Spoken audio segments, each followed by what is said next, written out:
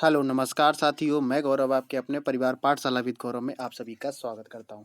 तो जैसा कि आप लोगों को पता है कि इस चैनल के माध्यम से आप लोगों के लिए सीटेट के जो प्रीवियस ईयर के पेपर हैं, वो आप लोगों के यहाँ पे सॉल्व करवाए जा रहे हैं, जो कि बिल्कुल फैक्ट के साथ यहाँ पे सॉल्व करवाए जा रहे हैं, ठीक है?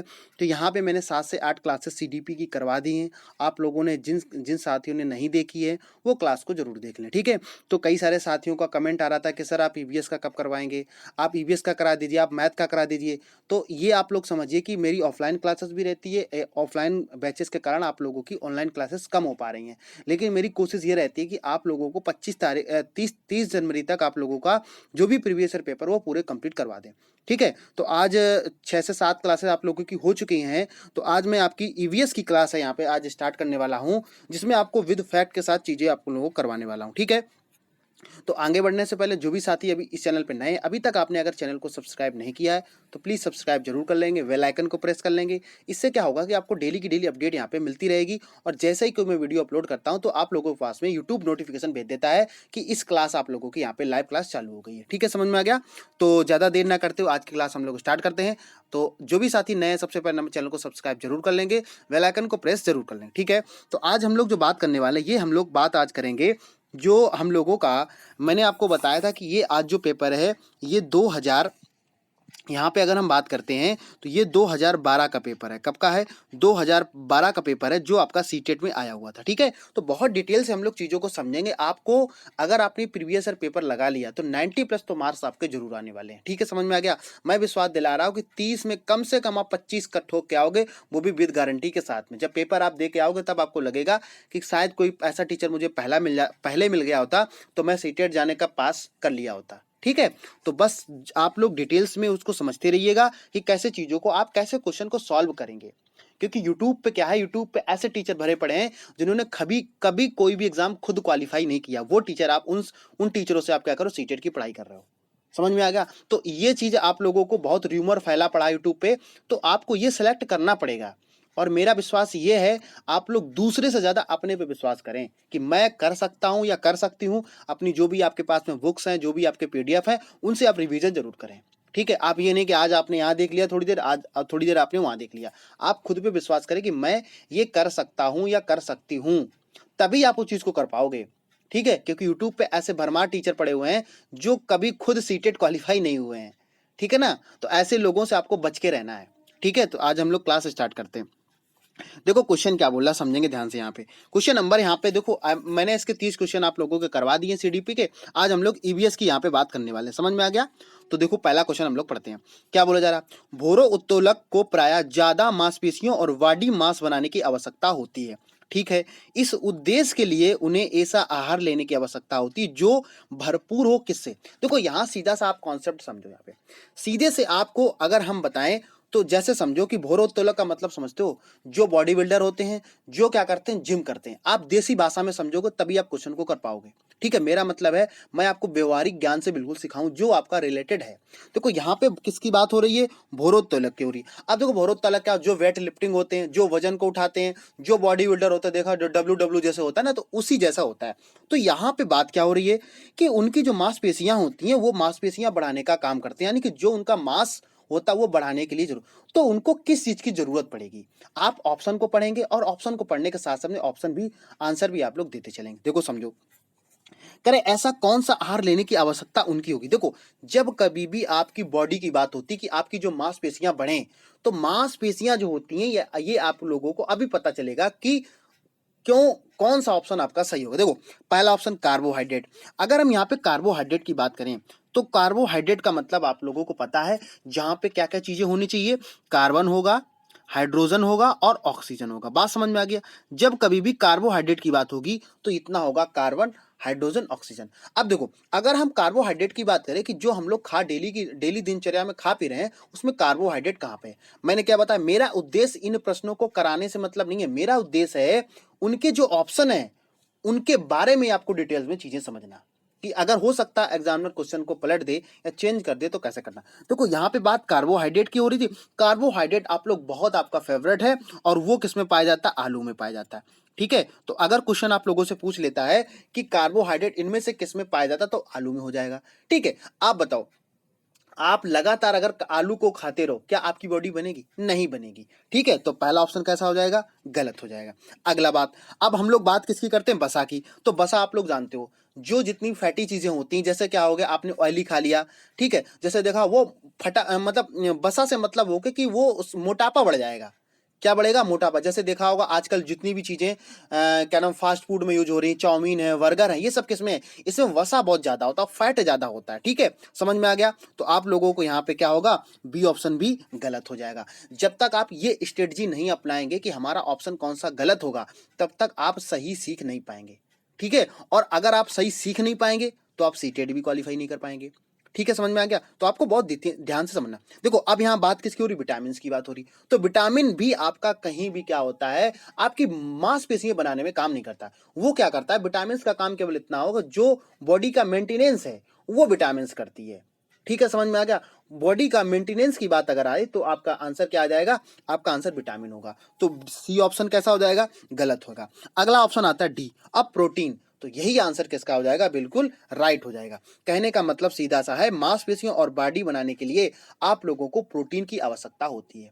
ठीक है, देखा होगा जैसे कुछ लोग होते हैं प्रोटीन युक्त पाउडर यूज करते हैं। जो लोग जिम जाते हैं उनको पता होगा कि वहां पे जो क्या नाम जिम ट्रेनर होता है वो बताता है कि आप लोगों को प्रोटीन युक्त पाउडर यूज करना चाहिए। ठीक, समझ में आ गया? तो जितने भी जिन चीजों में आपके जो आप खा पी रहे हो उनमें प्रोटीन अगर है तो वो आपकी बॉडी बनाने में क्या होता? सहायक होता है। ठीक है, आई थिंक मुझे उम्मीद है कि आप लोगों को एक एक पॉइंट बहुत ध्यान से समझ में आया होगा। अगर आप लोग कॉपी पेन लेके बैठे हैं तो उसको आप लोग नोट डाउन भी साथ में करते चलें, जिससे क्या होगा, आप जब इसका रिवीजन करेंगे तो वो चीज आप लोग देखो। पीडीएफ, कई सारे साथियों इतने परेशान रहते हैं, पीडीएफ पीडीएफ पीडीएफ, पता नहीं पीडीएफ के पीछे क्यों लोग आप लोग पड़े रहते हो। पीडीएफ क्या है? एक केवल मोह माया है। ठीक है, पीडीएफ से ना पढ़ के आपके जो बुक्स है आप उनसे पढ़िएगा। आप पीडीएफ आप अपने फोन में जाइएगा पीडीएफ सेक्शन में और देख कितनी सारी पीडीएफ पढ़ी। क्या आपने कभी खोल के देखा उनको? नहीं देखा होगा। तो पीडीएफ के पीछे ना परेशान होके आप अपनी चीजों को नॉलेज के साथ जोड़ें, उन चीजों को सीखें, अनुकरण करें उसका, तब आप सीटेट क्वालिफाई, कोई भी एग्जाम पास करने का अच्छा तरीका यही होता है। ठीक है, तो अगले क्वेश्चन की हम लोग तरफ बढ़ते हैं। और अगला क्वेश्चन यहाँ पे अगर आपसे पूछा जाए कि कौन सा यहाँ पे हो जाएगा? अब क्वेश्चन नंबर यहाँ पे हम बात करने वाले हैं किसकी? यहाँ पे सेकंड क्वेश्चन की बात करने हैं, 62 की बात करते हैं। ठीक है, समझ में आ गया? और आज का हमारा सेकंड क्वेश्चन है। तो जितने भी साथी लाइव क्लास देख रहे हैं सभी से रिक्वेस्ट है साथ में आंसर देते चले, जिससे कि क्या होगा, आपकी तैयारी पता चलेगी। और दूसरा क्या होगा कि आप लोग शेयर जरूर करें। आप लोग इतनी कंजूसी पता नहीं किस किस काम के लिए करते हैं, ये सोच के नहीं करते हैं कि पता नहीं दूसरा सीख ना जाए। ठीक है, तो अगर मैं अगर ऐसा ऐसा अगर सोचूं तो आप लोगों को मैं ना पढ़ाऊं। ठीक है ना? तो आप थोड़ा सा शेयर करिए, जो भी आपके ग्रुप है, व्हाट्सएप ग्रुप है, आप शेयर करिएगा। ठीक है, आगे बढ़ते हैं हम लोग।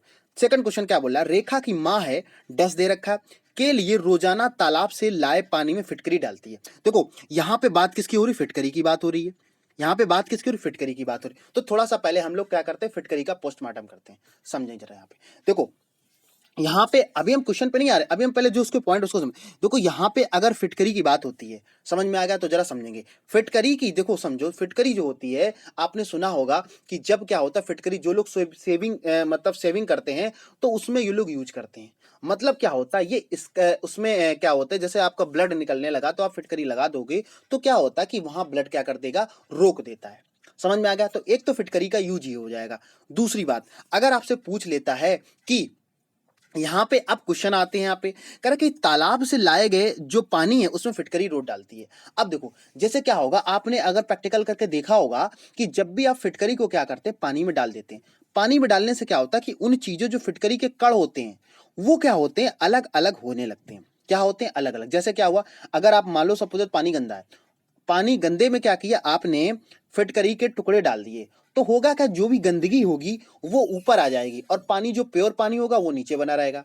समझ में आई पूरी बात की नहीं? आ गया? तो सीधा सा अब हम लोग ऑप्शन पढ़ते हैं और देखते हैं हमारा आंसर कौन सा हो जाएगा। क्या ऑप्शन? हल्के निलंबित अपद्रव्यों को अवशासित। अपद्रव्य का मतलब समझ रहे हो यहाँ पे? अपद्रव्य का मतलब जो गंदगी उसमें है। ठीक है, समझ में आ गया? सेकंड ऑप्शन क्या कह रहा है? कठोर जल को मृदु जल में परिवर्तित करने के लिए, पानी में मौजूद रोगाणुओं को खत्म करने के लिए, पानी को रंग रहित करने के लिए। देखो समझो यहाँ पे, तो अगर इसका ऑप्शन देखा जाए तो इसका ए ऑप्शन बिल्कुल राइट हो जाएगा। क्या करा, हल्के निलंबित अपद्रव्यों को अवसादित करने के लिए, कहने का मतलब जो उसमें हल्की फुल्की गंदगी है उसको क्या कर देगा, साफ कर देगा, फिटकरी। बात समझ में आ गई आप लोगों को। सेकंड ऑप्शन कैसा हो जाएगा, गलत हो जाएगा। अब हम लोग आते हैं सी ऑप्शन, जरा इसको समझ लेते हैं। पानी में मौजूद रोगाणुओं को खत्म करने के लिए, तो इसके लिए आप लोगों को पता है हम लोग क्या मिलाते हैं, क्लोरीन मिलाते हैं। बात समझ में आ गई। अगर आप लोगों से क्वेश्चन अगर पूछ लेता है पानी को रोगाणुओं से खत्म करने के लिए हम लोग क्या मिलाते हैं, तो आंसर क्या हो जाएगा, क्लोरीन हो जाएगा।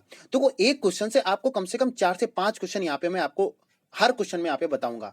तो आप लोग ये मत समझिए कि प्रीवियस ईयर पेपर है ये आपका मेरा मतलब कि आपको पूरी चीजें आप लोग सीख करें। देखो रंग की बात बिल्कुल नहीं होगी, तो रंग रहित से बिल्कुल मतलब यहाँ पे नहीं होगा, तो यहाँ पे ए ऑप्शन बिल्कुल राइट हो जाएगा। ठीक है, समझ में आ गया। आगे हम लोग बढ़ते हैं जरा।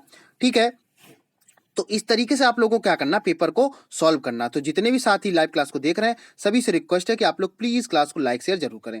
ठीक है, अब हम लोग क्वेश्चन की नेक्स्ट क्वेश्चन की तरफ बढ़ते हैं। क्या बोल रहा है, खाद्य श्रृंखला की संकल्पना में विद्यार्थियों की अधिकतम भागीदारिता के लिए निम्नलिखित में से कौन सी शिक्षण व्यूह रचना सबसे प्रभावी होगी। देखो समझो यहाँ पे, अगर यहाँ पे आपसे पूछ लिया जाए कि यहाँ पे क्वेश्चन क्या बोला, सबसे पहले नंबर कि खाद्य श्रृंखला का मतलब जो चैन फूड होती है। चैन फूड का मतलब क्या हुआ कि पहले आपने देखा कि जो सूर्य की जो किरण होती है उसके क्या नाम, फोटोसिंथेसिस के कारण क्या होता है कि क्या नाम, सबसे पहले नंबर पौधे लेते हैं, पौधे के जो कीड़े मकोड़े होते हैं वो खाते हैं, घास फूस को खाते हैं, घास फूस किसी और को खाते हैं। तो इस तरीके से क्या होती है, ये कहलाता चेन फूड, कहलाता चेन श्रृंखला कहलाती है। ठीक है, समझ में आ गया। आगे कह पढ़ाने के लिए अधिकतम भागीदारिता के लिए सबसे कौन सी व्यूह रचना सबसे प्रभावी होगी, मतलब सबसे इफेक्टिव कौन होगा।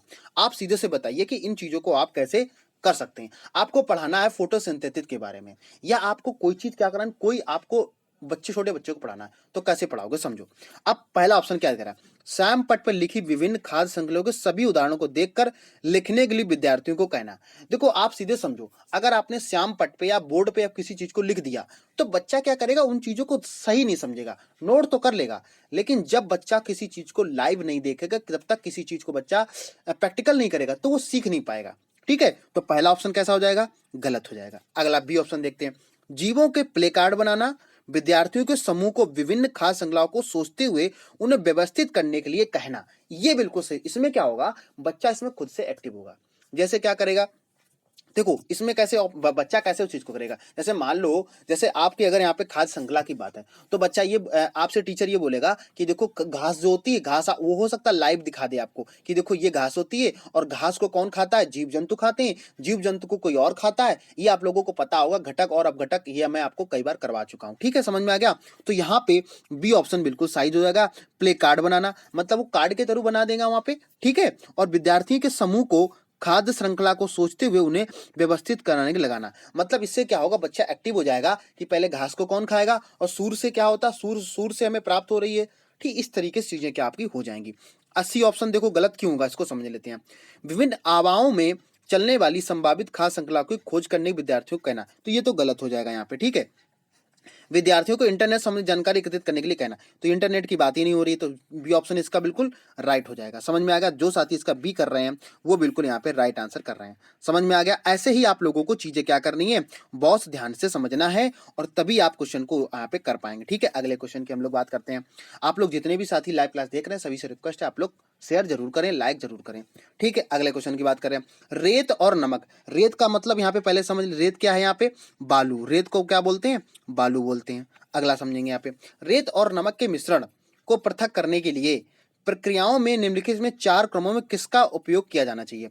कहने का सीधा सा मतलब यहाँ पे हो रहा है कि आप लोगों को करना क्या है, पानी से क्या करना है, नमक निकालना और रेत को अलग अलग करना है। एक मिश्रण में आपको दे दिया जाता तो आप क्या क्या पहले चीजों को करोगे, समझो। यहाँ पे देखो, अगर हम यहाँ पे आप लोगों से बात करते हैं तो किन चीजों का क्रम सबसे होगा, देखो ये आप कुछ चीजें होगी आप लोगों को रटना पड़ेगा, और कुछ चीजें आप लोगों को कॉपी में लिखनी पड़ेंगी, क्योंकि अगर आप साइंस स्ट्रीम से नहीं है तो आप लोगों को ये चीज करनी पड़ेगी, क्योंकि ईबीएस तो आपकी आनी है, चाहे आप आर्ट से हो चाहे साइंस से हो। तो जो बच्चे आर्ट साइड के हैं वो लोग क्या करेंगे, इस पॉइंट को नोट कर लेंगे, कुछ चीजें ऐसी होंगी वो आप लोगों को फैक्ट वाली याद करनी पड़ेंगी, उसमें आपको ज्यादा दिमाग लगाने की जरूरत नहीं है। और आप ये तो बिल्कुल दिमाग से निकाल दें कि मैं आर्ट से हूं या साइंस से हूं, इसमें कोई इफेक्ट नहीं पड़ता, ईवीएस तो आपको पढ़नी ही पड़ेगी। ठीक है, तो अगर यहाँ पे देखा जाए, यहाँ पे रेत और नमक की बात हो रही है, तो यहाँ पे आप सीधा से याद क्या लगाएंगे कि सबसे पहले नंबर पे आप क्या करेंगे, उसका निस्यंदन करेंगे। क्या करेंगे, सबसे पहले नंबर पे निस्यंदन करेंगे, निस्यंदन के बाद में निस्तारण करेंगे, और फिर इसके बाद में वाष्पन करेंगे, और वाष्पन के बाद में क्या करेंगे, अवसादन करेंगे।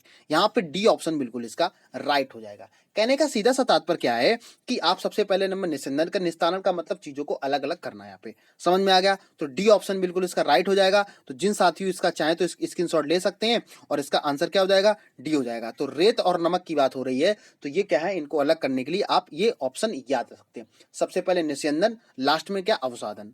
ठीक है, आप लोगों को समझ में आ गया होगा। ठीक है, कुछ चीजें आप लोगों को क्या करनी है, याद करनी ही पड़ेंगी। अगले क्वेश्चन की हम लोग पढ़ते हैं जरा। अगला क्वेश्चन क्या बोल रहा है यहाँ पे, क्वेश्चन नंबर 65 क्या बोला, एक विज्ञान शिक्षिका है, श्वसन, श्वसन का मतलब आपको पता है, यहाँ पे सांस लेने की बात हो रही है, प्रकरण पढ़ाने के बाद परीक्षा का आयोजन करती है और यह देखती है कि अधिकांश विद्यार्थी श्वसन और सांस लेने के बीच अंतर को नहीं समझते हैं।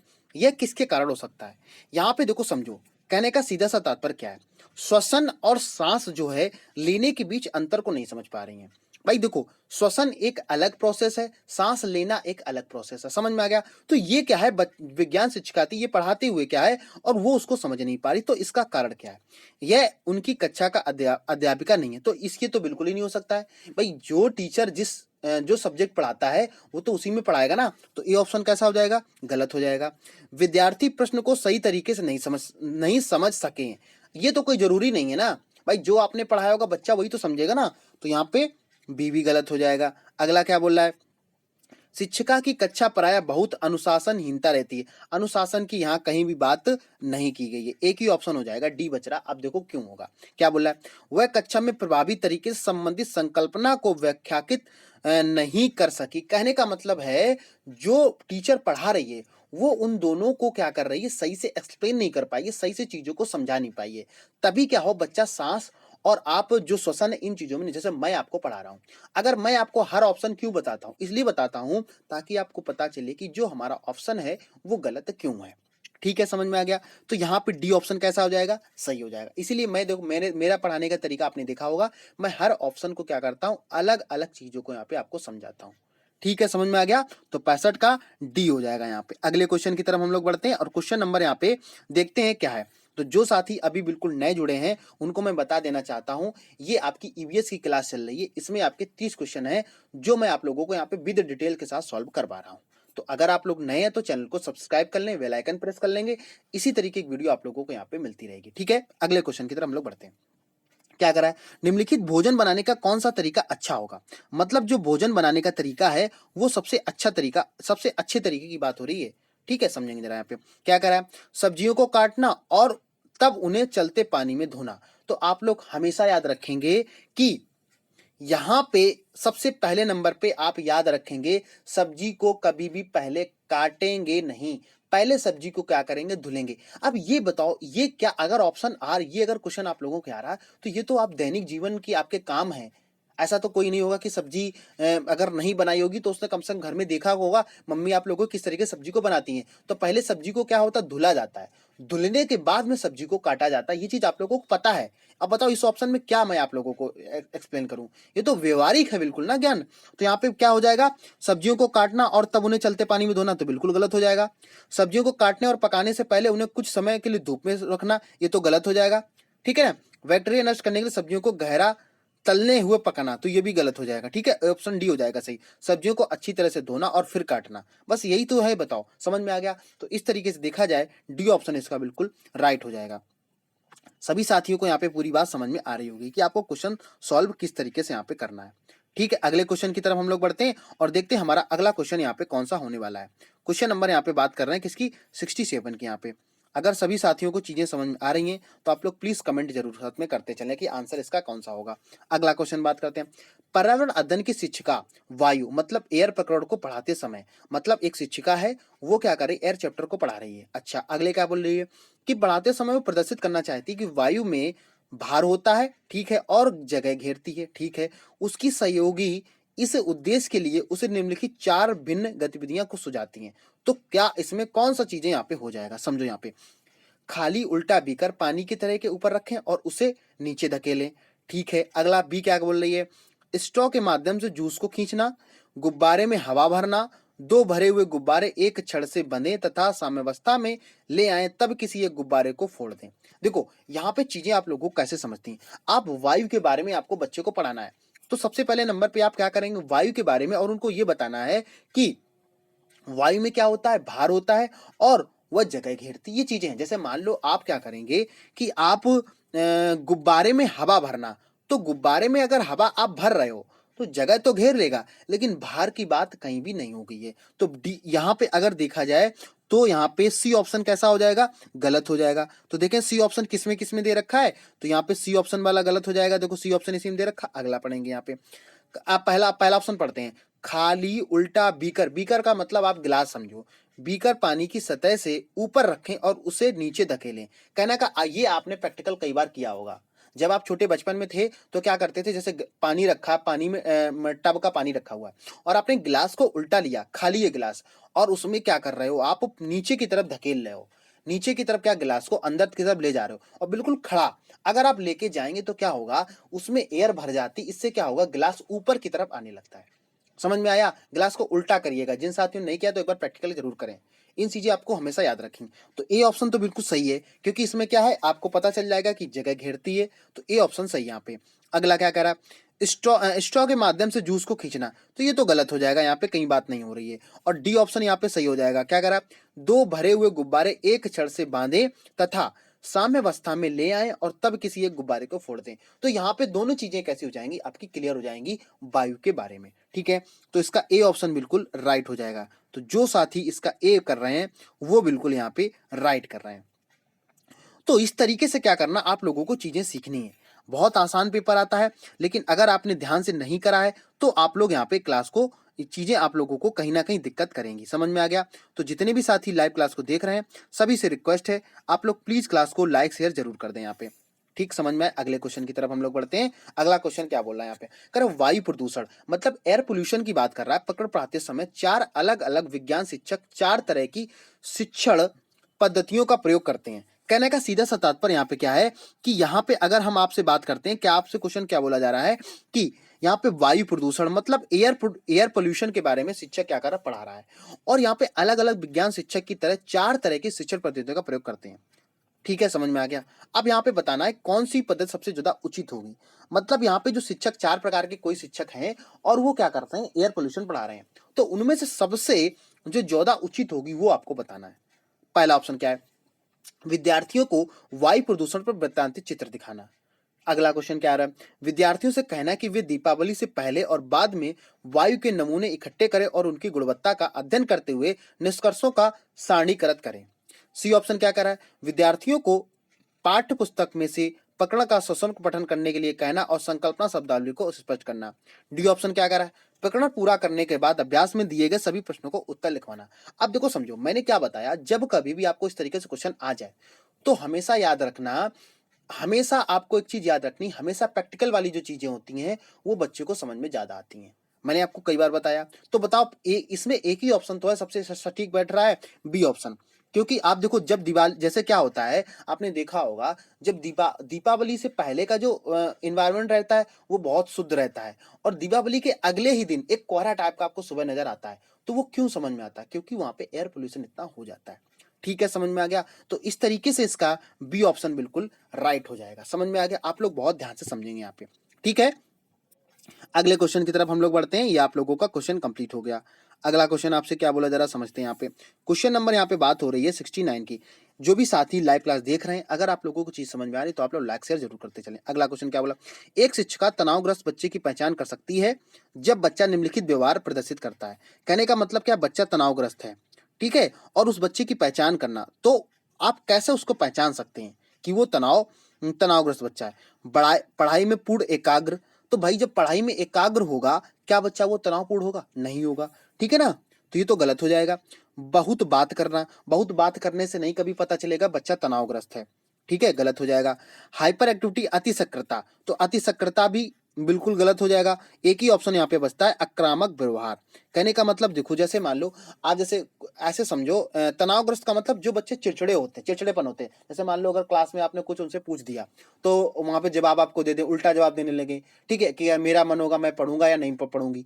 तो इस तरीके से क्या बच्चे वो तनावग्रस्त बच्चे होते हैं, और वो आपके किस्मत आक्रामक व्यवहार जब होगा तब बच्चा क्या करेगा, उन टीचर्स को पहचान लेगा कि ये बच्चा कैसा है, तनावग्रस्त रहता है। ठीक है, समझ में आ गया। तो 69 का डी आंसर हो जाएगा। जो साथी डी कर रहे हैं वो बिल्कुल राइट आंसर कर रहे हैं। समझ में आ गया। इसी तरीके से आपको एग्जाम क्या करना, इसी तरीके से आपको एग्जाम में पेपर सॉल्व करना। अगर आप इसी तरीके से करते रहेंगे तो मैं आपको विश्वास दिला रहा हूं कि आपका कोई भी क्वेश्चन गलत यहाँ पे नहीं होगा। ठीक है, अगले क्वेश्चन की तरफ हम लोग बढ़ते हैं। क्वेश्चन नंबर 17 की तरफ हम लोग बढ़ रहे हैं। 10 क्वेश्चन आपके कंप्लीट यहाँ पे होने वाले हैं। ठीक है, क्या बोला है, पानी के साथ प्रयोग करते हुए ज्योति यह देखती है कि स्टील की खाली कटोरी पानी पर तैरती है, लेकिन लोहे की एक छोटी कील डूब जाती है। इसे किस तथ्य के द्वारा व्याख्यात किया जा सकता है? देखो, आप जब आपने ये कई बार प्रैक्टिकल भी किया होगा, अगर नहीं किया तो आप करके देखें इसको। जब आप ऐसे चीजों को करेंगे तो क्या होगा, क्योंकि देखो ईबीएस में आप लोगों ने एनसीईआरटी अगर नहीं पढ़ी है तो आपको 30 में 30 लाने में दिक्कत होगी। लेकिन आपने अब समय आपको एनसीईआरटी पढ़ने का नहीं है, आपने प्रीवियस ईयर लगा लिया और ऐसे टीचर से पढ़ा जिसका खुद सीटेट क्वालिफाई है, तो वो आपको अच्छे से एक्सप्लेन करेगा। ठीक, समझ में आ गया। तो यहाँ पे हम बात क्या कर रहे हैं कि जैसे यहाँ पे देखो, आपने सोचा भी होगा कि आप एक जो स्टील की कटोरी है वो पानी पे तैरती रहती है, लेकिन जब हम सुई डालते हैं तो क्या होता है, वो नीचे डूब जाती है। इसका कारण क्या है, समझो। यहाँ पे पहला ऑप्शन क्या बोला, स्टील की कटोरी पर लगने वाला बल उसके भार की तुलना से ज्यादा है, जबकि लोहे की कील पर लगने वाला भार उसके भार की तुलना से कम है।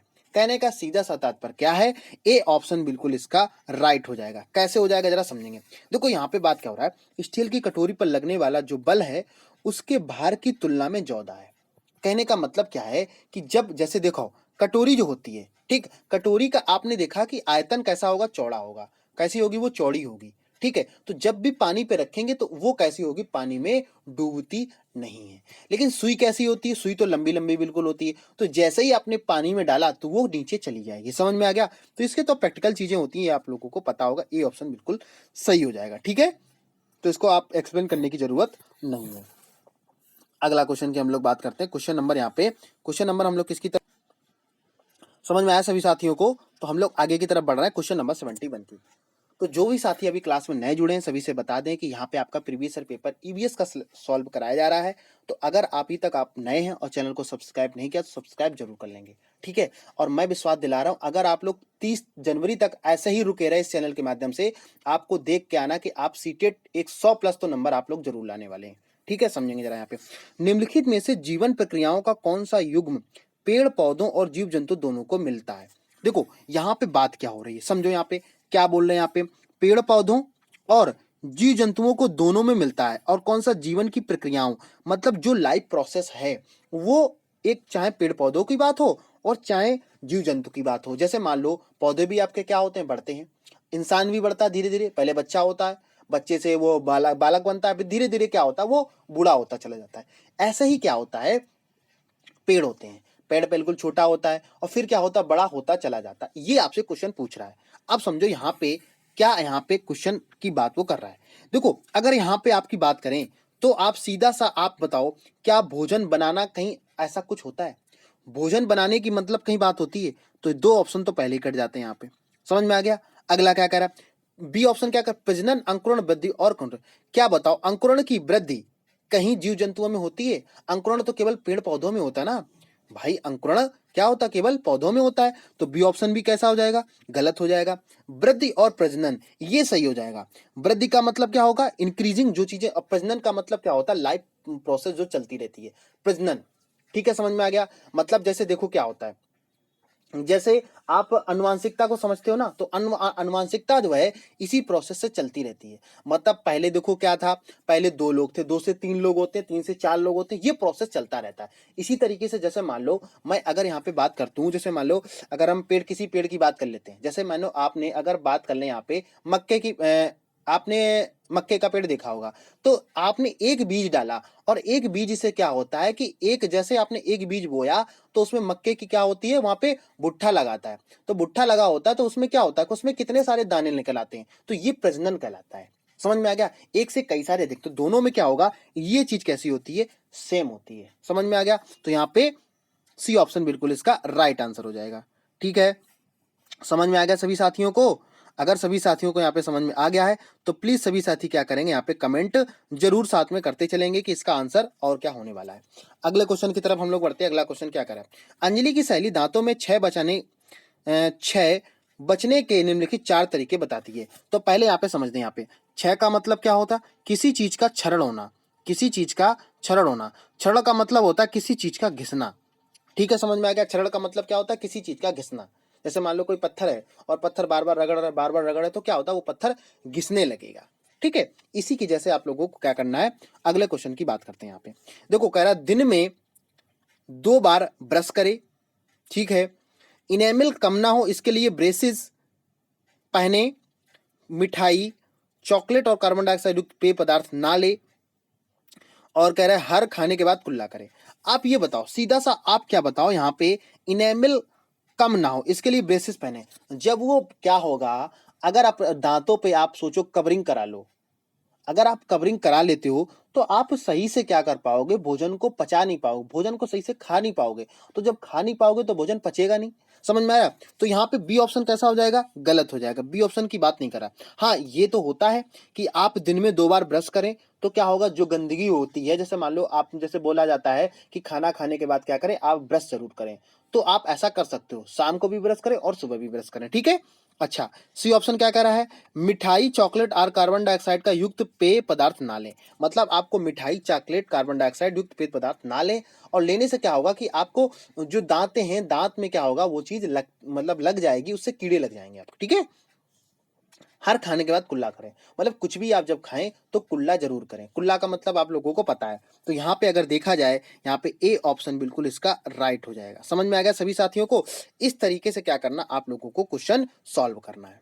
ठीक, समझ में आ गया? तो यहाँ पे ए ऑप्शन बिल्कुल इसका राइट हो जाएगा। तो जिन साथी ने अभी इसका ए आंसर दे रहे हैं वो बिल्कुल यहाँ पे राइट आंसर दे रहे हैं। यहाँ पे अगला क्वेश्चन की बात क्या कर रहे हैं, जरा समझेंगे। यहाँ पे नीचे दिए गए वेन आरेख का अध्ययन कीजिए। ठीक है, वेन आरेख यहाँ पे है। आप देखो बोल क्या रहा है, यहाँ पे ऑप्शन आपसे क्या बोल रहा है, देखो समझो यहाँ पे क्या है। यहाँ पे मैंने आपको रीजनिंग में ये क्वेश्चन कराया। अब सोचो ये क्वेश्चन रीजनिंग का क्वेश्चन है। ठीक है, तो आप क्या करते हो ना कि आप ये सोचते हो कि सीटेट में रीजनिंग नहीं आ रही तो मुझे पढ़ना नहीं है। आप उन चीजों को कोरिलेट तो आपको करना ही पड़ेगा, तभी आप चीजों को कर पाएंगे। ठीक है, जब इतना सारा गागर में सागर आप भरा होगा तब आप चीजों को सीटेट क्वालिफाई कर पाएंगे। क्या करा, जमीन में रहने वाले जीव जंतु, ठीक है, पानी में रहने वाले जीव जंतु, अंडे देने वाले जीव जंतु। अब समझो यहाँ पे देखो, आपको करना क्या, ऐसा कोई आपको जीव जंतु बताना है जो जमीन पर भी रहता हो, पानी में भी रहता हो और अंडे भी देता हो। तो आप बताओ यहाँ पे क्या सी ऑप्शन बताओ, मतलब जमीन पे मछली रह सकती है? आप बताएंगे तो ऑप्शन कैसा हो जाएगा, सी गलत हो जाएगा। ठीक, इल, सर्प, मीन। तो सर्प देखो, कुछ सर्प कैसे होते हैं, अगर हम कुछ सर्प की बात करें तो सर्प कैसे हो जाएंगे, कुछ ईल की बात हो रही है तो ईल भी यहाँ पे नहीं होगा। सार्क, अब सार्क केवल पानी में रहती है ना, केवल पानी में रहती है, यहाँ पे डी ऑप्शन सही हो जाएगा। मतलब मगरमच्छ जो होता है ये अंडे वाले भी देता है, पानी में भी रह सकता है और जमीन पे भी रह सकता है।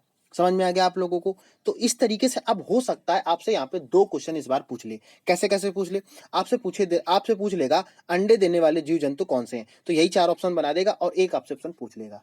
ठीक है, समझ में आ गया? तो इस तरीके से क्या हो जाएगा, इसका डी ऑप्शन बिल्कुल राइट हो जाएगा। अगर आप लोगों को चीजें समझ में आ रही हैं तो आप लोग प्लीज लाइक शेयर जरूर करें। अगला क्वेश्चन क्या बोल रहा है, के लिए मछली घर एक्वेरियम का पहला हवा पंप रखा जाता है। देखो यहाँ पे आप सीधे से कैसे चीजों को समझेंगे। यहाँ पे कहने का मतलब क्या है, कहने का एक्वेरियम जो होता है इसका कह रहा कि मछली घर में हवा वाला पंप रखा जाता है। जैसे आपने देखा होगा कि बड़े बड़े जो ऑफिसर्स होते हैं वहां पे मछलियों का एक बॉक्स टाइप का रखा जाता है, उसमें मछलियां क्या होती हैं, टहल रही होती हैं, इधर से उधर जा रही हैं, और वहां पे क्या होता है, एक ऑक्सीजन टाइप का निकल रहा होता है। तो वो क्यों लगा होता है, जरा यही क्वेश्चन आपसे पूछा है। जलीय पौधों को कार्बन डाइऑक्साइड उपलब्ध कराने के लिए, अधिक ऑक्सीजन को पानी में घुलने देने के लिए, अब मछली घर एक्वेरियम को शोभा बढ़ाने के लिए, पानी को साफ करने के लिए। तो देखो यहाँ पे ये ऑप्शन कैसे हो जाएंगे, बिल्कुल गलत हो जाएंगे भाई। वो क्या होगा, अधिक ऑक्सीजन को पानी में घुलने देने के लिए क्या होता है, जब तक पानी में ऑक्सीजन नहीं मिलेगा तो मछलियां मर जाएंगी। तो ये पे क्या हो जाएगा, बी ऑप्शन बिल्कुल राइट हो जाएगा। समझ में आया। तो इस तरीके से क्या होगा भाई, मछलियां जो पानी में रह रही हैं, अगर एक्वेरियम जो होता है, जैसे मान लो अगर वो नेचुरल में तो वो ऑक्सीजन अपना ले लेती हैं, लेकिन जब आप पानी भर के अगर उनको बंद करोगे तो अगर उनको ऑक्सीजन नहीं मिलेगा तो मर जाएंगी ना वो। तो इसका बी ऑप्शन कैसा हो जाएगा, सही हो जाएगा। अगले क्वेश्चन की तरफ हम लोग बढ़ते हैं। अगला क्वेश्चन आप लोगों से क्या बोल रहा है, तो यहाँ पे देखो आपने एक चीज देखी होगी कि आप लोगों को पेपर सॉल्व कैसे करना, मैं आपको तरीका ये बता रहा हूँ। आपने प्रीवियस ईयर तो कई सारे लोगों से सॉल्व किया होगा, लेकिन आपको सॉल्व कैसे चीजें करनी है, ठीक है, समझ में आ गया। अगले क्वेश्चन की तरफ हम लोग बढ़ते हैं। अगला क्वेश्चन आपसे क्या बोल रहा है, क्वेश्चन नंबर 75। जब एक मछली को क्या किया जाता है, पहले से क्या करा जाता है यहाँ पे, पहले से उबले लेकिन कमरे के तापमान पर ठंडे किए गए पानी में भरे एक्वेरियम में डाला जाता है तो वह मर जाती है। ठीक है, ऐसा इसलिए होता है क्योंकि मछली घर का पानी कैसा होता है, देखो समझो यहाँ पे। कह जब एक मछली को पहले से उबले लेकिन कमरे के तापमान पर ठंडे किए गए पानी भरे एक्वेरियम में डाला जाता है तो वह मर जाती है। तो ये क्यों होता है आप समझो, क्योंकि मछली घर का पानी कैसा होता है, देखो समझो यहाँ पे। अगर हम यहाँ पे बात करें, एक्वेरियम की बात हो रही है, अगर उसमें पानी में ऑक्सीजन रहित होता है तो भैया ऑक्सीजन तो उसमें होता है, एक्वेरियम में ऑक्सीजन कैसा होता है, होता है। और ये कह रहे ऑक्सीजन नहीं होता है, एक्वेरियम में क्या होता है, हमेशा ही क्या होता है, आपका ऑक्सीजन होता है। ठीक है, मछली द्वारा पाने के योग नहीं है, तो ये भी कैसा होगा, गलत होगा।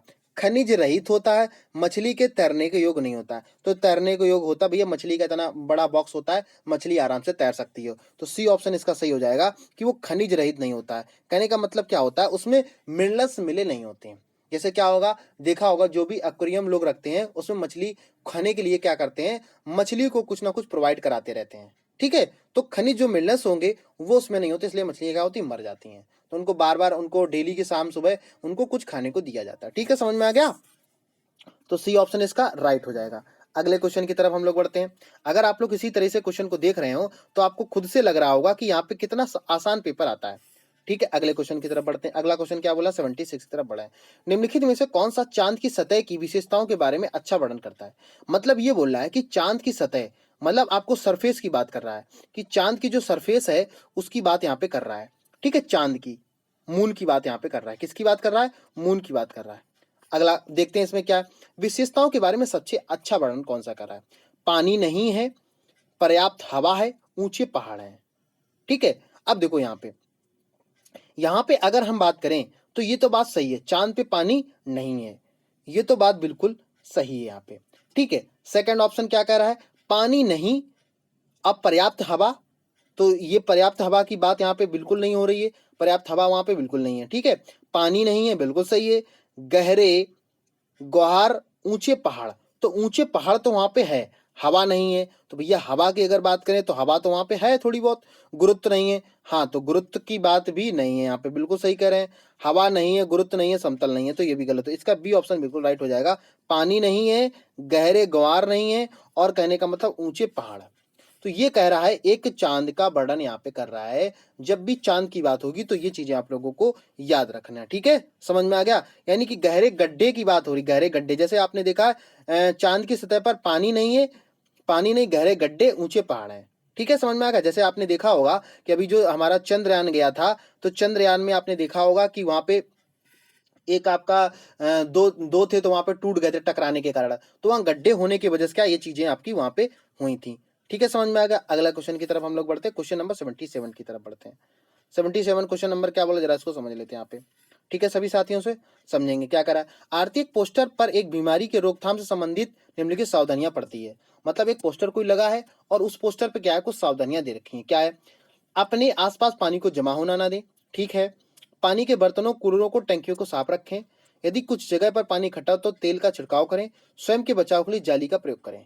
ये चीजें दे रखी हैं। देखो यहाँ पे आपको सीधा सा दिमाग क्या लगाना है कि आपने देखा होगा कि जैसे ही गर्मी जो होती है, गर्मी जब खत्म होती है, ठंडियां स्टार्ट होने लगती हैं, तो कूलर का जो पानी भरा होता है तब उसी समय क्या खाली किया जाता है, तो उस समय आपका ठंडी थोड़ी सी कैसी होती, स्टार्ट होने लगती है। जैसे ही ठंडी स्टार्ट होती है तो आप लोगों को याद क्या रखना है, डेंगू जो होता है वो कैसा होता है, स्टार्ट होने लगता है। समझ में आ गया? तो आपने देखा हो घर में बोला जाता है कि जितने भी आपके कूलर हैं या जहाँ पानी का जमाव होता है इनको साफ कर लिया, तो वो इसलिए बोला था कि ताकि डेंगू जो आप पनपता है, तो डेंगू जो होता है यहाँ पे, अब देखो डेंगू दो ऑप्शन में दे रखा है, यहाँ पे चेचक की बात नहीं हो रही है, यहाँ पे हैजा की बात नहीं हो रही है। तो डेंगू और आई फ्लू आपका कोई मतलब नहीं होता है, इसका डी ऑप्शन सही हो जाएगा, डेंगू और जापानी मस्तिष्क ज्वर। ठीक है, इंसेफ्लाइटिस जिसे बोलते हैं, तो ये आपका सही हो जाएगा। ठीक है, समझ में आ गया? क्योंकि ये सब चीजें दे रखी उसी के यहाँ पे बचाव की बात कह रही हैं। ठीक है, अगले क्वेश्चन की तरफ हम लोग बढ़ते हैं। क्वेश्चन नंबर यहाँ पर 78 की बात करते हैं। निम्नलिखित में से कौन से शब्द समूह आपस में निम्नलिखित रूप से संबंधित हैं? यहाँ पे ये बोल रहा है कि किस तरीके से चीजें लोग संबंधित हैं। यहाँ पे देखो, लौह हो गया, मलेरिया हो गया, अनीमिया होगा, रक्त हो गया। तो देखो यहाँ पे अगर बताए मलेरिया यहाँ पे अलग हो जाएगा भाई, लौ जो है बिल्कुल सही है, एनीमिया मतलब खून की कमी से, और रक्त ये चीजें एक हैं, लेकिन मलेरिया कैसा है, अलग है यहाँ पे, और हमसे कह रहा है कि संबंधित है, तो ए ऑप्शन गलत हो जाएगा। ये चीज आप लोगों को पढ़ना पड़ेगा, थोड़ी सी साइंस आप लोगों को पढ़नी ही पड़ेगी, तभी आप कर पाएंगे, या तो आप एनसीईआरटी आपको पढ़ने का इतना समय नहीं है। लौ हो जाएगा, हीमोग्लोबिन हो जाएगा, एनीमिया हो जाएगा, आंवला हो जाएगा। ठीक है, अगला क्या कह रहा है, मच्छर, डेंगू, लौ, गुड़ हो गया। देखो गुड़ की बात बिल्कुल नहीं हो रही, गुड़ गुड़ कैसे एक हो जाता, गलत हो जाएगा यहाँ पे। मच्छर हो गया, मलेरिया हो गया, एनीमिया हो गया, और रक्त, तो ये तीनों गलत हो जाएंगे यहाँ पे। एक ही ऑप्शन भी बचता है, लौ हो गया मतलब आयरन हो गया, हीमोग्लोबिन हो गया, और एनीमिया हो गया, और आंवला हो गया। तो ये सभी चीजें कैसी एक से कोरिलेट कर रही हैं यहाँ पे। तो ये चीजें आप लोगों को करना क्या है, आप जैसे देखो, आपने अगर मान लो इससे पहले एवीएस नहीं पढ़ा है, तो आपको करना क्या है, ये आपने क्वेश्चन पूरा नोट कर लिया, और नोट करने के बाद में ये ऑप्शन आपने उसके आगे लिख लिया। तो जब भी आप पेपर देने जाओगे तो इसको आपको दिमाग में चीजें बनी रहेंगी कि अगर पूछा जाए कि कौन सा लौह हो गया, हीमोग्लोबिन, एनीमिया, समझ में आ गया, तो इसका बी ऑप्शन बिल्कुल राइट हो जाएगा। तो जितने भी साथी क्या कर रहे हैं, इसका बी ऑप्शन कर रहे थे, वो बिल्कुल राइट आंसर कर रहे थे। अगले क्वेश्चन की तरफ हम लोग बढ़ते हैं। अगला क्वेश्चन आप लोगों से क्या बोल रहा है, जरा समझेंगे आप सभी साथी यहाँ पे। ठीक है, तो अगर आप लोगों को क्या करना है कि आप लोग, अगर सेशन आप लोगों को पसंद आ रहा है तो आप लोग प्लीज लाइक शेयर जरूर करते चलें, जिससे कि क्या होगा, आप लोगों की जो तैयारी है वो अच्छी से यहाँ पे हो सके।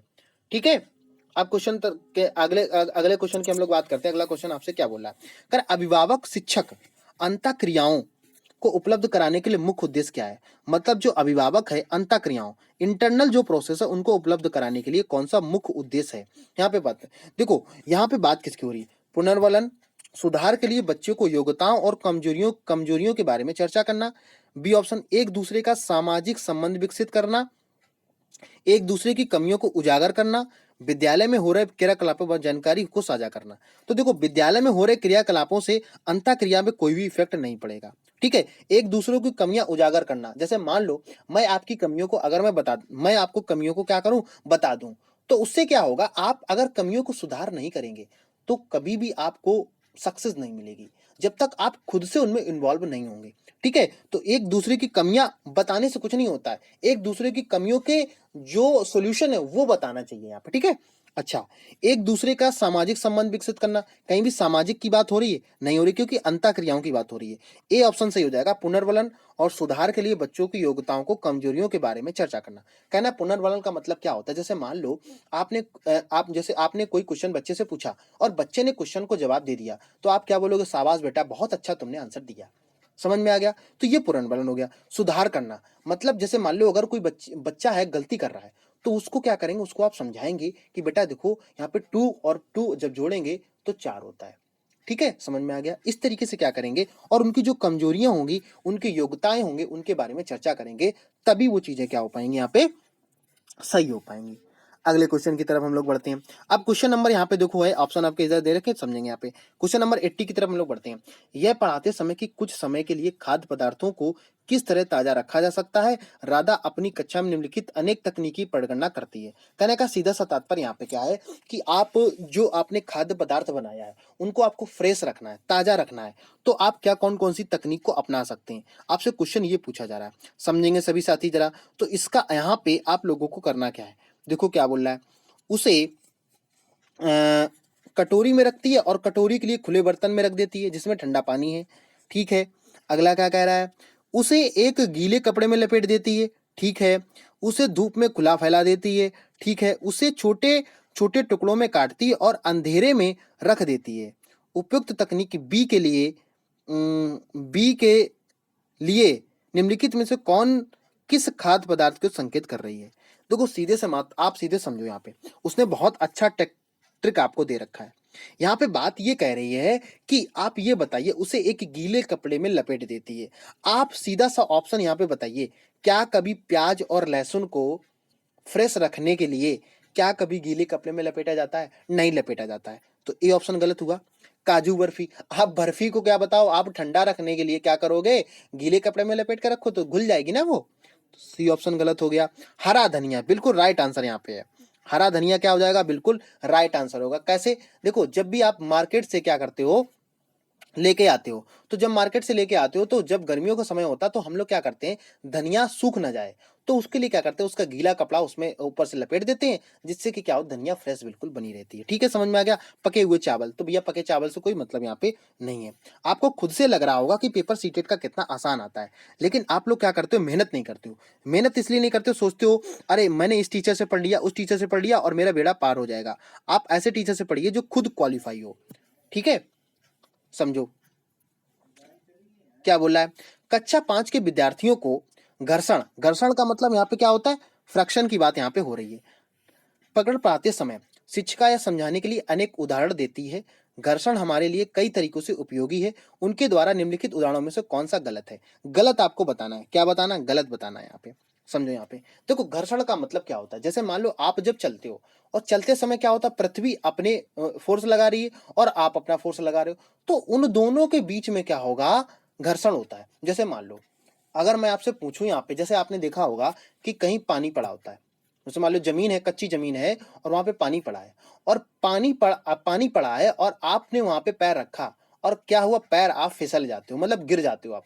तो ये क्यों होता है? क्योंकि वहां पे जब गीली मिट्टी होगी तो वहां घर्षण नहीं काम करता है। समझ में आ गया? तो जितने साथी गिर जाते हैं वो इसीलिए गिरते हैं क्योंकि वहां पे पानी में घर्षण नहीं होता है। ठीक है, अब देखो समझो, कह रहा गलत कौन सा, ये बताना आपको है। क्या करा है, हमारे जूतों और जमीन के बीच होने वाले घर्षण का कारण से हम चल पाते हैं। बिल्कुल सही बात है ये कैसा है, बिल्कुल सही। लेकिन हमसे पूछा है क्या, गलत बताना। ये चीज आप लोग इंडिकेट करेंगे। ऊर्ध्वाधर रूप से ऊपर फेंकी गई वस्तु घर्षण के कारण हमारे हमेशा हमारे पास ही वापस आती है। अभी हम इसके बारे में चर्चा नहीं करेंगे। ब्रेक लगाने पर वाहन रुक जाता है, तो बिल्कुल सही बात है, ब्रेक लगाएंगे तो वाहन रुकेगा। किस कारण? घर्षण के कारण रुकता है। पेन की नोक और पेपर के बीच होने वाला घर्षण के कारण हम लिख पाते हैं, तो ये भी बिल्कुल सही बात है। और यहाँ पे ये ऑप्शन कैसा हो जाएगा, गलत हो जाएगा। लेकिन हमसे गलत ही पूछा है तो ये हमारा ऑप्शन के हिसाब से सही हो जाएगा। क्या करा, ऊर्ध्वाधर रूप से फेंकी गई वस्तु घर्षण के कारण हमेशा हमारे पास वापस आती है। तो सभी साथी यहाँ पे याद रखेंगे, घर्षण के कारण नहीं आती है। किस कारण से आती है? तो वो आती है गुरुत्वाकर्षण के कारण। समझ में आ गया सभी साथियों को? तो यहाँ पे गुरुत्वाकर्षण अगर होता तो आंसर इसका सही हो जाता है। ठीक है, तो बी कैसा हो जाएगा, बिल्कुल राइट हो जाएगा। अगले क्वेश्चन की तरफ हम लोग बढ़ते हैं, जरा समझते हैं सभी साथी। यहाँ पे क्वेश्चन नंबर 82 की तरफ हम लोग बढ़ रहे हैं और हम लोग बहुत अपने अंतिम पड़ाव की तरफ पढ़ रहे हैं। तो जो साथी अभी नए क्लास में जुड़े उनको मैं बता दूं, ये क्लास आप लोगों के लिए ईवीएस की क्लास यहाँ पे हो रही है। ठीक है, 31 जनवरी का टारगेट करके आपकी प्रीवियस क्लासेस यहाँ पे ली जा रही है। अगले क्वेश्चन की तरफ हम लोग बढ़ते हैं। अगला क्वेश्चन क्या बोला है, देखो अगला क्वेश्चन यहाँ पे बोल क्या रहा है, जरा इसको समझेंगे सभी साथी। क्या बोल रहा है यहाँ पे, कह रहा है कि सभी बड़े शहर शहर सड़कों पर भारी संख्या में वाहनों के कारण पर्यावरण प्रदूषण समस्या का सामना कर रहे हैं। पर्यावरण संरक्षण के लिए शहर के लोग व्यक्तिगत रूप से के माध्यम से सहयोग दे सकते हैं। कहने का सीधा सा मतलब क्या यहाँ पे है कि जैसे क्या है, आपकी सिटी है और आपकी सिटी में क्या है, बहुत ही एयर पोल्यूशन हो रहा है। इसलिए हो रहा है कि बड़े बड़े शहरों में सड़कों पर भारी वाहन, ये बिल्कुल सही बात है। तो आप क्या कर सकते हो, व्यक्तिगत रूप से क्या सहयोग कर सकते हो, ये क्वेश्चन आपसे पूछा जा रहा है। तो आने जाने के लिए सर्वाधिक यातायात व्यवस्था का प्रयोग करने। अच्छा, इसके साथ साथ में अक्सर घर के बाहर जाने से बचें। तो घर जाने से आप बचने से कोई मतलब नहीं है भाई। अगर घर से बाहर नहीं निकलोगे तो तुम्हारा काम नहीं होगा। ठीक है, व्यक्तिगत वाहन जैसे स्कूटर का आदि आदि नहीं रखने, तो ये भी तो आपको रखना पड़ेगा, इसकी बात नहीं कर रहा है। पर्यावरण सुरक्षित सीमा के लिए व्यक्तिगत वाहन के इंजन को नियमित रूप से जांच करवाने। तो अगर देखा जाए, अगर यहाँ पे, तो यहाँ पे क्या हो जाएगा, ए बिल्कुल इसका राइट आंसर हो जाएगा। क्या बोला, आने जाने के लिए सर्वाधिक यातायात व्यवस्था का प्रयोग करने के साथ साथ यहाँ पे क्या होगा, आप इसका पर्यावरण संरक्षण में उपयोग कर सकते हो। तो इसका ए आंसर क्या हो जाएगा, बिल्कुल राइट हो जाएगा। ठीक है, अगले क्वेश्चन की तरफ हम लोग बढ़ते हैं। यहाँ पे जिन साथियों ने अभी तक आंसर नहीं दिया है, सभी साथियों से रिक्वेस्ट है कि आप लोग प्लीज क्लास को लाइक शेयर जरूर कर देंगे, साथ में कमेंट भी आप लोग करते चलेंगे। अगला क्वेश्चन आपसे क्या बोल रहा है, कह रहा है, कक्षा 5 का समीर अक्सर समय पर बराबर अध्ययन की शिक्षिका के पास दत्त कार्य जमा नहीं करता है, इसे निपटाने और सर्वोत्तम सुधार में उपाय क्या हो सकता है। देखो यहाँ पे बोला कि जैसे मान लो मैं आपको कोई होमवर्क देता हूँ और आप क्या कर रहे हो, उस होमवर्क को नहीं करते हो, तो उसके लिए हमें क्या करना चाहिए, ये आपसे क्वेश्चन पूछ रहा है। ठीक है, समझेंगे। उसे खेल कूद की कक्षा में जाने से रोकना, तो ये तो गलत बात हो जाएगा। कोई उसे क्लास में रोकने से कोई फर्क नहीं पड़ेगा, आप उसको रोक दोगे वो फिर नहीं करेगा। ठीक है, अनियमितता के कारण पता करना और समीर को परामर्श देना, उसकी अनियमितता के बारे में अभिभावक को एक नोट लिखना, इस बात के विषय में प्रधानाचार्य को सूचित करना। देखो ये प्रधानाचार्य को सूचित करने से उसकी समस्या सॉल्व नहीं होगी, उसकी अभिभावकों को बताने से भी उसकी समस्या सॉल्व नहीं होगी। ये बी ऑप्शन से हो जाएगा, अनियमितताओं के कारण पता करना और समीर को परामर्श देना। मतलब पहले हम ये जानेंगे वो जो मैं होमवर्क दे रहा हूं या दे रही हूं वो होमवर्क क्यों नहीं कर रहा है। जब ये पता चल जाएगा तो उसको परामर्श देंगे हम कि बेटा देखो होमवर्क अगर नहीं करोगे तो आप फेल हो जाओगे एग्जाम में और आप और बच्चों से पीछे रह जाओगे, उसको मोटिवेट करेंगे आप। ठीक है ना, ये सही हो जाएगा इसका कौन सा 83 का बी आंसर यहाँ पे सही हो जाएगा। अगले क्वेश्चन की तरफ हम लोग बढ़ते हैं। हम लोग अंतिम पड़ाव की तरफ पहुंच रहे हैं, तो अंतिम पड़ाव की तरफ पहुंचते पहुंचते आप लोग जितने भी साथी क्लास को देख रहे हैं सभी साथी से रिक्वेस्ट है आप लोग क्लास को शेयर जरूर कर देंगे और इसके साथ साथ में आप लोग कमेंट भी साथ में करते चलें। ठीक है, और आप लोग क्या करें, अंत में आप 30 क्वेश्चन में जितने भी आपके सही हो रहे हैं, 15 सही हुए हैं, 20 सही हुए हैं, 15 या आपके 25 सही हुए हैं, आप लोग लास्ट में ऑफलाइन कमेंट जरूर करें। जब आपकी क्लासेस फिनिश हो जाए तो आप ऑफलाइन क्लास में कमेंट करिएगा कि आपके इसमें से इतने सही हो रहे हैं। ठीक है, क्या बोला जरा समझेंगे जरा। कर वायु हर जगह है, ठीक है, पकड़ पढ़ाते समय एक शिक्षक विद्यार्थियों ने क्या प्रश्न पूछेगा ये आपको बताना है। कहने का मतलब यहाँ पे क्या है कि वायु हर जगह है, ये आपको टॉपिक पढ़ाना है।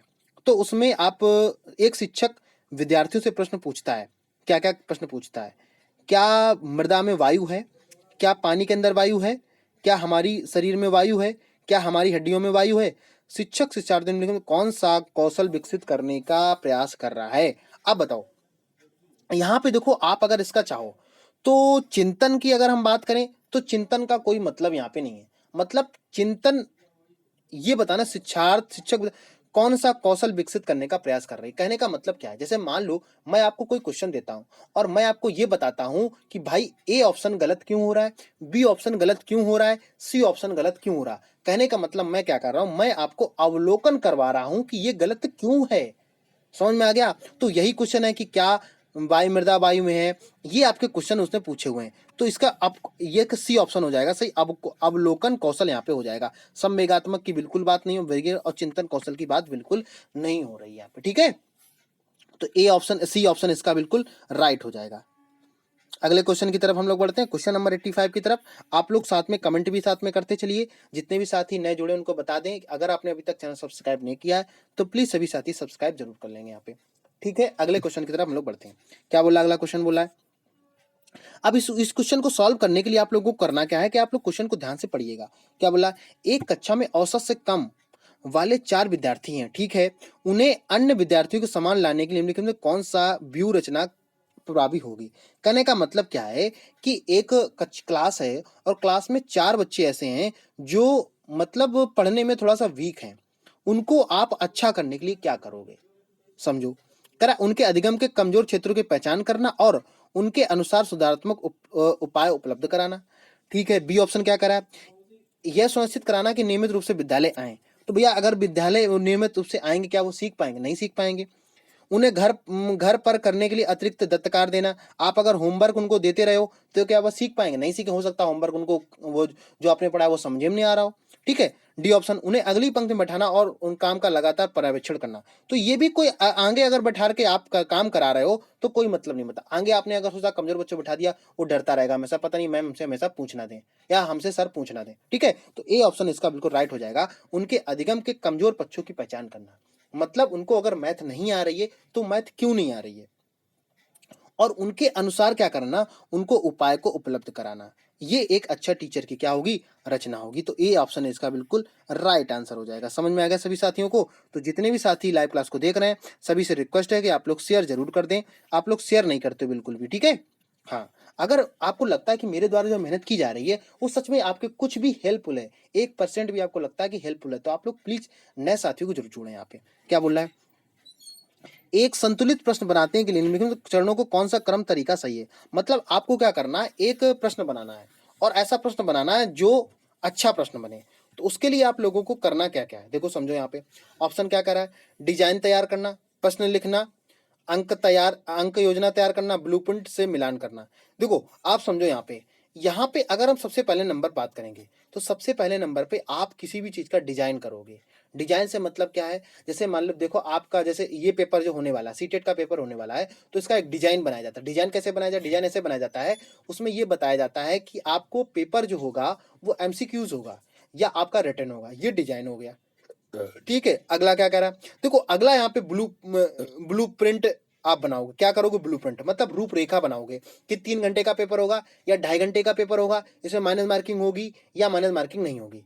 ठीक है, ये सेकंड हो गया। अगला प्रश्न लिखोगे, फिर क्या करोगे, आप प्रश्न लिखोगे, आप प्रश्न लिखना स्टार्ट करोगे कि कौन कौन से प्रश्न यहाँ पे हो जाएंगे। ठीक है, और फिर उनका संपादन करोगे। संपादन का मतलब फिर उनको आप क्या करोगे, चेक करोगे, और फिर इसके बाद अंक योजना लिखोगे। अंक योजना के बारे में लिखोगे कि कौन सा प्रश्न कितने नंबर का यहाँ पे होगा। तो डी ऑप्शन यहाँ पे बिल्कुल राइट हो जाएगा। ठीक है, प्रश्न लिखना ये गलत हो जाएगा, ये भी गलत हो जाएगा और ये भी गलत हो जाएगा। डी ऑप्शन बिल्कुल इसका राइट आंसर हो जाएगा। ठीक है, समझ में आएगा सभी साथियों को। अगले क्वेश्चन की तरफ हम लोग बढ़ते हैं और हम लोग अंतिम पड़ाव की तरफ पहुंच रहे हैं।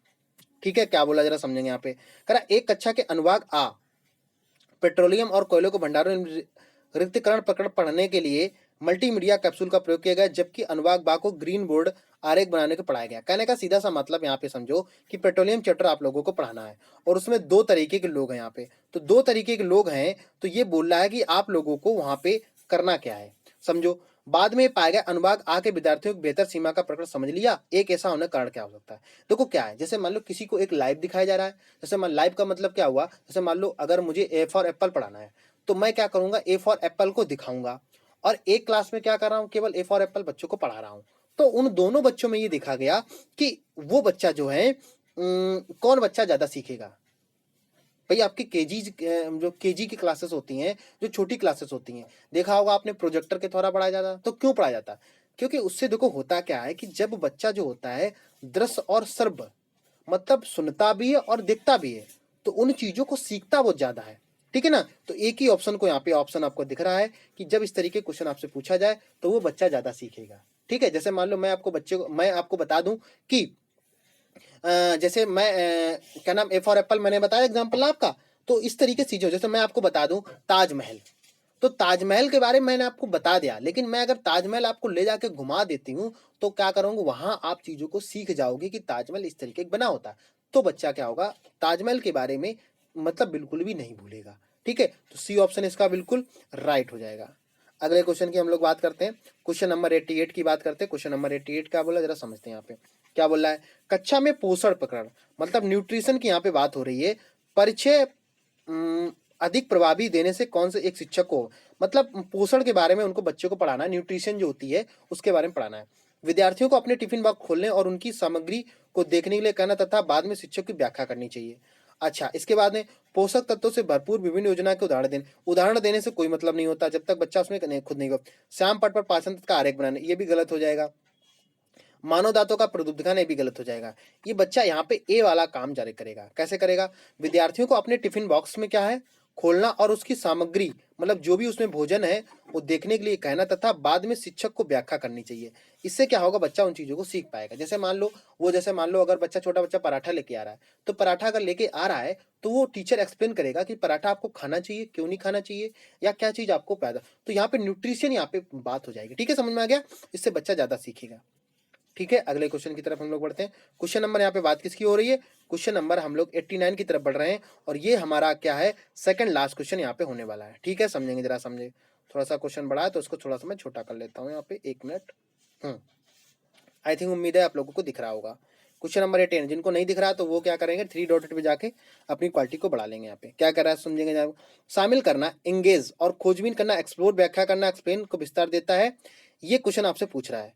तो आप देखो इस क्वेश्चन की अगर हम बात करें तो आपसे बोला जा रहा है कि शामिल करना मतलब किसी चीज को एंगेज करना, खोजबीन करना, खोजबीन का मतलब एक्सप्लोर करना, व्याख्या करना, एक्सप्लेन करना, विस्तार देना, इलेबोरेट करना, और मूल्यांकन, एवेल्यूट करना। विज्ञान के प्रभावी शिक्षण को जुड़े महत्वपूर्ण ये एग्जाम्पल हैं। ठीक है, अंकुरण के लिए आवश्यक स्थितियों की संकल्पना से जुड़े व्यवहारिक अनुभवों को विद्यार्थियों को उपलब्ध कराते समय एक विज्ञान शिक्षक उनसे गतिविधियों कौन से करने के लिए कहेगी।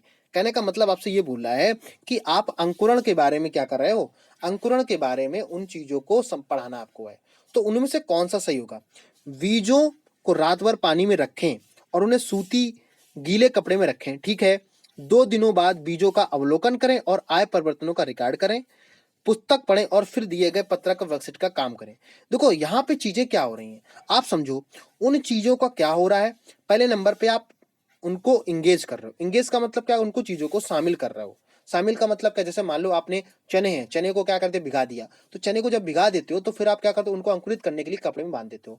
जब एक दिन बाद आप देखते हो तो अंकुरण निकल आता है। मतलब क्या करो, पहले उन चीजों को आपने प्रोसेस किया और प्रोसेस करने के बाद में आपने क्या किया, फिर उनको आप खोजबीन करते हो कि आखिर ऐसा क्यों हो रहा है। ठीक है, समझ में आ गया। तो इसका तो यहाँ पे देखो, अगर हम इसकी बात करें और करा इन पांचों में से कौन सा शामिल नहीं है, तो बात यहाँ पे नहीं की बात कर रहा है।